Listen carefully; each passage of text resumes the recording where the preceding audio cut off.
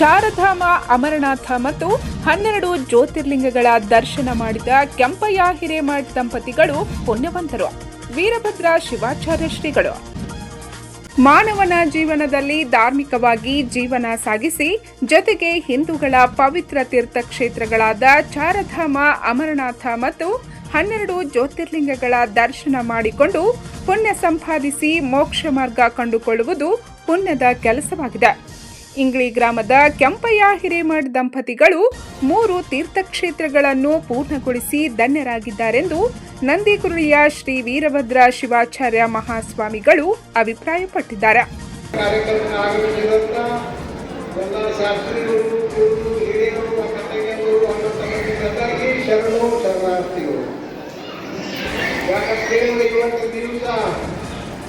ಹನ್ನೆರಡು ಜ್ಯೋತಿರ್ಲಿಂಗ ಈ ವಿಷಯ ಧರ್ಮದಲ್ಲಿ ನಿಮಗೆ ಹೇಳೋದಂದ್ರೆ 12 ಜ್ಯೋತಿರ್ಲಿಂಗ ಮಾಡೋದು ಭಾಳ ಕೆಟ್ಟದೇ. ಯಾಕೆ ಎಲ್ಲ ತಿರುಗಾಡೋದು ಎಲ್ಲ ಮಾಡೋದೆಲ್ಲ 50-40 ವರ್ಷದೊಳಗೆ ಹೋಗ್ಬೇಕು. ಯಾಕೆ ಅಂಥ ಪರಿಸ್ಥಿತಿ ಅಲ್ಲಿ ಬಾದಾವರಿ ಯಾರು ಹೊರಗೆ ಅವ್ರು ಕೊಡ್ಬೇಕಪ್ಪ. 12 ಜ್ಯೋತಿರ್ಲಿಂಗ ಅಮರನಾಥ ಬರಂಗಿಲ್ಲ. ಅಮರನಾಥ ಅಂದ್ಬಿಟ್ಟು ಈ ಕಡೆ 12 ಜ್ಯೋತಿರ್ಲಿಂಗಗಳು ಬರ್ತಾವೆ. ನಿಮ್ಗೆ ಹೇಳೋದಂದ್ರೆ ನಮಗೆ ಇದ್ದುದ್ದು ಸರಿಕೆ ಯಾವಪ್ಪ ಅಂತ ಕೇಳಿದ್ರೆ ಸಿಗ್ತಾ ಇಲ್ಲ. ಒಂದು ರಾಮೇಶ್ವರ ಮತ್ತು ಮಹಾರಾಷ್ಟ್ರದಾಗ ಅದಾವ, ಮತ್ತೆ ಇನ್ನೂ ಹುಡುಗರು ಅದಾವ. ಯಾರು ಅನುಕೂಲ ಅನ್ನೋದು ಮಾಡ್ಯಾರ ಜ್ಯೋತಿರ್ಲಿಂಗ ಎಲ್ಲಾವು ಜೋಡಿ ಸಮೇತ ಮಾಡೋದು ಭಾಳ ಕಠಿಣ ಐತಿ. ನಿಮ್ಗೆ ಹೇಳ್ಕೊಂಡ್ರ ಒಬ್ಬೊಬ್ಬರು ಹೋಗಿ ಬರ್ಬೋದು, ಎಲ್ಲರೂ ಕಲಿತಿದ್ರ. ನಾವು ಈಗ 20 ವರ್ಷದಿಂದ ನಾನು 12 ಜ್ಯೋತಿರ್ಲಿಂಗ 20 ವರ್ಷದಿಂದ ಮಾಡಿಬಿಟ್ಟಿದ್ದೇವೆ ನಾವು. ನಿಮ್ಗೆ ಹೇಳೋದ್ರ ಅಲ್ಲಿ ಭಾಳ ಬಂದವ್ರಿಗೆ ಅದರ ಅನುಭವ ಆಗ್ತದ, ಊರು ಬಂದವ್ರಿಗೆ ಏನು ಅನುಭವ ಇಲ್ಲ. ಇಲ್ಲಿ 12 ಜ್ಯೋತಿರ್ಲಿಂಗ ಕೆಂಪಯ್ಯ ಭಾಳ 40-50 ವರ್ಷದೊಳಗೆ ಯಾವುದೇ ಜ್ಯೋತಿ ಮಾಡ್ಯಾರಂದ್ರೆ ಭಾಳ ಸಂತೋಷ ಅನಿಸ್ತದೆ ನನಗೆ. ಯಾಕಂತ ಹೇಳಿದ್ರೆ ಇವತ್ತು ದಿವಸದಲ್ಲಿ ಎಲ್ಲ ರೊಕ್ಕ ಹಣ ಎಲ್ಲ ಇದ್ರು ಹೋಗುದು ಭಾಳ ಕಠಿಣ ಐತ್ರಿ. ಆವತ್ತಿನ ಕಾಲದಲ್ಲಿ ಶಂಕರಾಚಾರ್ಯರು 12 ಜ್ಯೋತಿರ್ಲಿಂಗ ತಿರುಗಾಡಿ ಮಾಡ್ಯಾರ, ಸಿದ್ಧಾರೂಢರು ಮಾಡ್ಯಾರ, ಅತಿಶಯಗಳು ಮಾಡ್ಯಾರ, ಅನೇಕ ಸಾಧು ಸಂಸ್ಕೃತಿಯರು ಈ ಕಡೆ ಹೋಗಿ ಬರ್ಬೇಕಾದ್ರೆ 12 ಜ್ಯೋತಿರ್ಲಿಂಗ 3 ವರ್ಷ ಇರ್ತಿತ್ತು. ನಾವು 3 ವರ್ಷ. ಈಗೇನು ಹಂಗೆ ಪರಿಸ್ಥಿತಿ ಇಲ್ಲ. ಈಗ ನಾವು ಬರೀ 12 ಜ್ಯೋತಿರ್ಲಿಂಗ ಹಾಕಿದ್ದವರು ಒಂದ ವಾರದಾಗ ಮಾಡ್ಬೋದು. ನಿಮಗೆ ಒಂದು ಅಂದ್ರೆ ಆಗಲ್ಲ. ನಮ್ಮ ಹಿಂದೂ ಧರ್ಮದಲ್ಲಿ ಗುರುಲಿಂಗ, ಜಂಗಮ, ಪಾದೋದಕ, ಪ್ರಸಾದ, ವಿಭೂತಿ, ರುದ್ರಾಕ್ಷಿ, ಮಂತ್ರ, ಅಷ್ಟಾವರಣಗಳು ಬರ್ತಾವ. ಎಲ್ಲ ಕಾಯಂ ಪ್ರವಚನ ಇರ್ತದೆಲ್ಲ ಕೇಳಿರ್ಬೇಕು. ನೀವೆಲ್ಲ ಕೇಳ್ಕೊತ ಇದ್ದೀರಿ. ಎಲ್ಲರೂ ಇಲ್ಲಿ ಬಂದು ಭಾಳ ಭಕ್ತರು ಅದರ ನಿಮ್ಗೆ ಹೋಗ್ಬೋದ್ರ ಬಸವಣ್ಣ ಗುಡಿ ಪ್ರವಚನ ಮಾಡಕ್ಕೆ ಕಟ್ಟುತ್ತೈತಿ. ನಿಮ್ಗೆ ಹೋಗ್ತಂದ್ರೆ ಅದಕ್ಕೆ ಎಲ್ಲ ಕೇಳೋದ್ರ ಜೊತೆಗೆ ಇವತ್ತಿನ ಸಂಸ್ಕಾರಗಳು ಭಾಳ ಮುಖ್ಯ ಐತಿ. ನಮಗೆ ನಿಮಗೆ ಹೇಳೋದಂದ್ರೆ ಒಳ್ಳೆಯ ಮಕ್ಕಳು ಹುಟ್ಟಬೇಕಾದ್ರೂ ಭಾಳ ಮುಖ್ಯ ಐತಿ. ಮಕ್ಕಳು ಹುಟ್ಟುವಾಗ ತಾಯಿ ತಂದೆ ನೋಡಬೇಕಾದ್ರೂ ಭಾಳ ಮುಖ್ಯ ಐತಿ.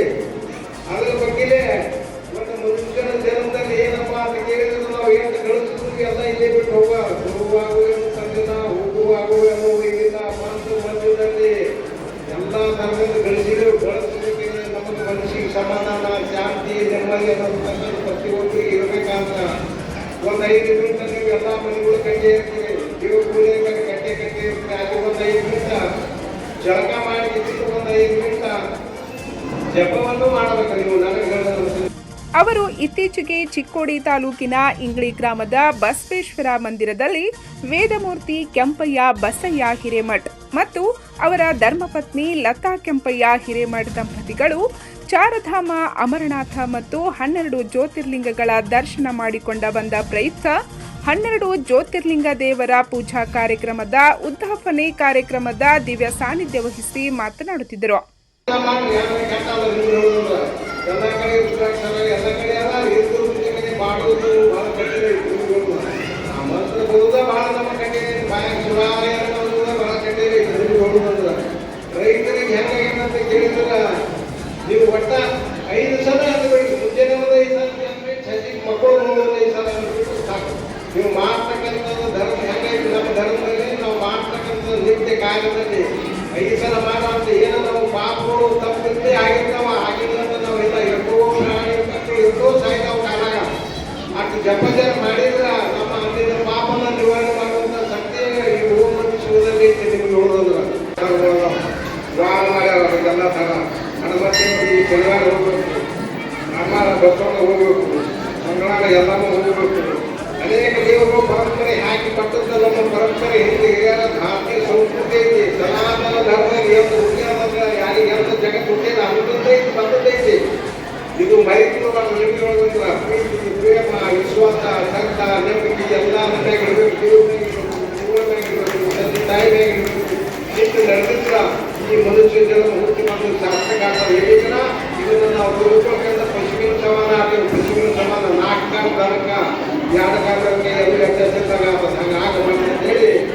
ಹುಡುಗರಿಗೆ ನಮ್ಮ ಕೊಪ್ಪಯ್ಯವರು ಯಾಕಂದ್ರೆ 45 ವರ್ಷ ಭಾಳ ಗುಜಾರಿ ಬಂದಲ್ಲ ಪರ್ಯಾಪ್ತ ಅಂತ ಬಸವೇಶ್ವರ 5 ಆರೋಗ್ಯ ಕೊಟ್ಟು ಇವರು ಕಾಪಾಡ ಅಂತೇಳಿ ಎಲ್ಲರಿಗೆ ಹೇಳಿ ಒಂದು 5 ಗಂಟೆ ನಾಮಸ್ಮರಣೆ ಮಾಡಿದ್ರು. ಕಾರ್ಯಕ್ರಮದಲ್ಲಿ ನಂದಿ ಬಸವೇಶ್ವರ ದೇವಸ್ಥಾನದಲ್ಲಿ ರುದ್ರಾಭಿಷೇಕ ಹಾಗೂ 12 ಜ್ಯೋತಿರ್ಲಿಂಗಗಳ ಪಾರ್ಥಿವ ಲಿಂಗಗಳ ದರ್ಶನ, ಪೂಜೆ, ಧಾರ್ಮಿಕ ವಿಧಿವಿಧಾನಗಳೊಂದಿಗೆ ನೆರವೇರಿಸಲಾಯಿತು.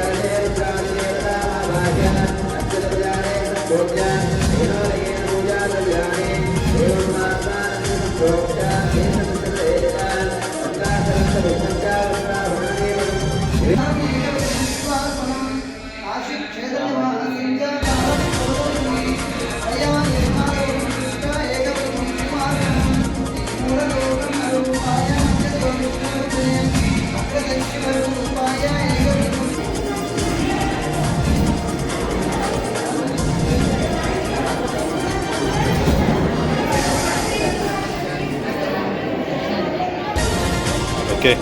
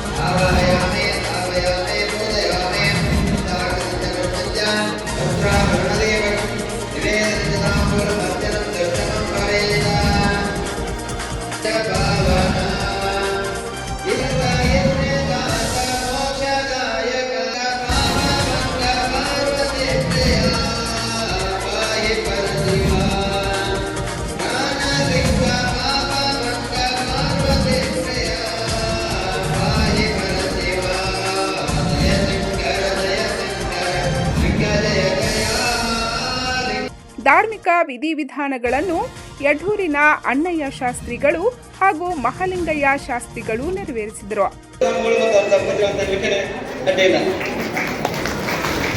ಅದೇ ಮುಖಸ್ತುತಿ ಅಲ್ಲ, ಯಾಕಂತಂದ್ರೆ ಸಂಪೂರ್ಣ ಉತ್ತರಾಖಂಡವನ್ನು ಹಿಡ್ಕೊಂಡು ಕಾಶಿಯಿಂದ ಪೂರ್ತಿ ಶ್ವೇತ ಬಂದಿತ್ತು ರಾಮೇಶ್ವರ ಅಲ್ಲಿವರೆಗೆ 12 ಜ್ಯೋತಿರ್ಲಿಂಗ ಮಾಡ್ಬೇಕಾದ್ರೆ ಎಷ್ಟು ಕಷ್ಟ ಆಗ್ತದೆ ಅನ್ನೋದು ನನಗೆ ಸ್ವಲ್ಪ ಗೊತ್ತದೆ.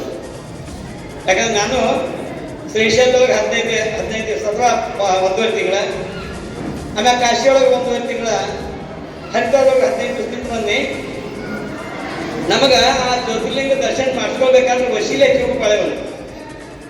ಆದ್ರೆ ಇಂಥ ಕೆಂಪಯ್ಯ ಮತ್ತು ಅವರ ಧರ್ಮಪತ್ನಿಯವರು ಈ ಸೇವೆಯನ್ನು ಕೆಲವೇ ದಿವಸ ಮಾಡಿದಾರೆ. ಅಷ್ಟ ಮಾಡಿದವರು ಅವ್ರ ಪ್ರಯತ್ನ ಎಂತಂದ್ರೆ ನಾವು ಇಬ್ಬರು ಹೋದ್ರೆ ಜ್ಯೋತಿರ್ಲಿಂಗ ಆಗೋದಿಲ್ಲ ಅಂತೇಳಿ ಸಾಧಾರಣ 25-30 ಜನ ಕರ್ಕೊಂಡು ಹೋಗಿದ್ದಾಗ 12 ಸ್ವಾಮಿಗಳು, ಮಹಾಲಿಂಗ ಸ್ವಾಮಿಗಳು, ಆಮೇಲೆ ನಮ್ಮ ಮ್ಯಾನೇಜರ್ ಮಿಸಸ್ ಅವರು, ಆಮೇಲೆ ಶೋಭಾ, ಹಿಂಗೆ ಸಾಧಾರಣ 20-25 ಜನ ಕರ್ಕೊಂಡು 12 ಜ್ಯೋತಿರ್ಲಿಂಗ ಮಾಡಿದರೆ ಅವ್ರಿಗೆ ಆ ಭಗವಂತ ಯಾವಾಗಲೂ ಚಿರಸುಖಿಯಾಗಿರ್ತಾನೆ, ಸುಖವಾಗಿರ್ತಾನೆ, ಧನಾನ್ಯವನ್ನು ಕೊಡ್ತಾನೆ. ಇಂಥ ಸದ್ಭಕ್ತಿ ಅವರಲ್ಲಿ ಉತ್ಪನ್ನ ಆಗಲಿ ಅಂತಕ್ಕಂಥ ಭಾವವನ್ನು ಆ ಭಗವಂತ ವ್ಯಕ್ತಪಡಿಸ್ತಾನೆ, ಅವರಿಗೆ ಆಶೀರ್ವಾದ ಮಾಡ್ತಕ್ಕಂಥ ಭಾವನೆ ನಮಗೆ. ಈ ವೇಳೆ ಜಡೆ ಹಿರೇಮಠ್, ಬಂಧು ಬಾಂಧವರು, ಕುಟುಂಬಸ್ಥರು ಹಾಗೂ ಯಡೂರಿನ ಕಾಡಸಿದ್ದೇಶ್ವರ ಮಠದ ಗುರು ಹಿರಿಯರು ಮತ್ತು ಶೇಗುಣಸಿಯ ಕಂಬಿ ಸ್ವಾಮಿಗಳು ಸೇರಿದಂತೆ ಮಲ್ಲಯ್ಯ ಜಡೆ, ಪಂಚಾಕ್ಷರಿ ಹಿರೇಮಠ್, ಕಾಶಿನಾಥ್ ಹಿರೇಮಠ್, ಸೋಮನಾಥ್ ಹಿರೇಮಠ್, ಕಲ್ಲಯ್ಯ ಮಠಪತಿ, ವಿಶಾಲ್ ಹಿರೇಮಠ್, ಪ್ರಸಾದ್ ಹಿರೇಮಠ್, ಪೃಥ್ವಿರಾಜ್ ಹಿರೇಮಠ್, ಶಾಶ್ವತ್ ಮಠಪತಿ ಮತ್ತು ಅನೇಕರು ಗ್ರಾಮಸ್ಥರು ಉಪಸ್ಥಿತರಿದ್ದರು.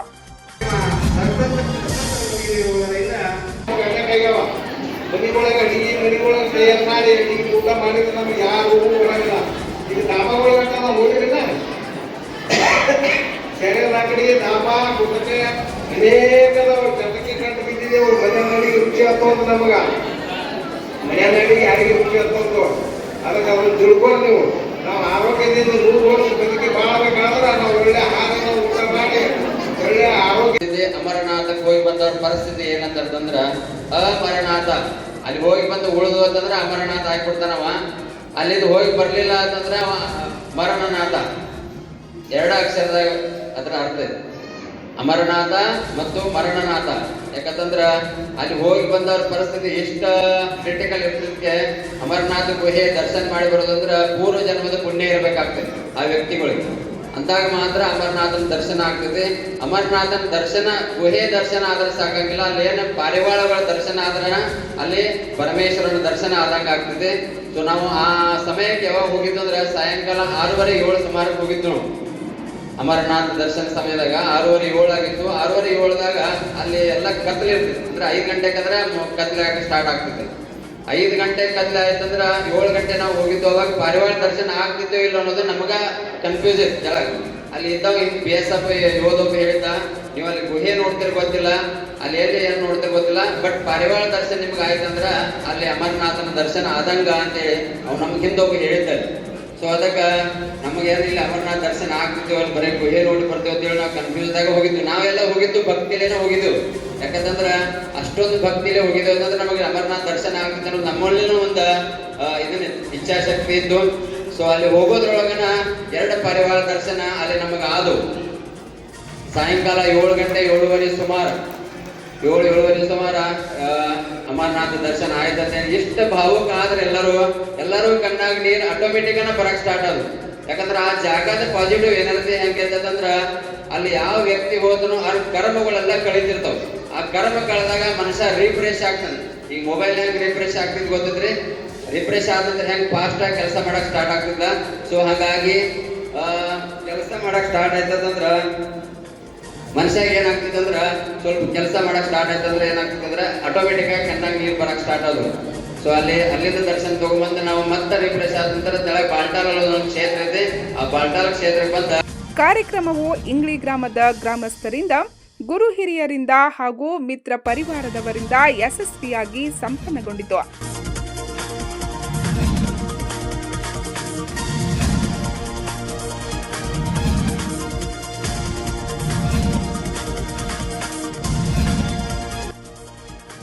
ಪಂಚ್ ನ್ಯೂಸ್ಗಾಗಿ ಇಂಗ್ಳಿಯಿಂದ ರಾಜು ಕೋಳಿ.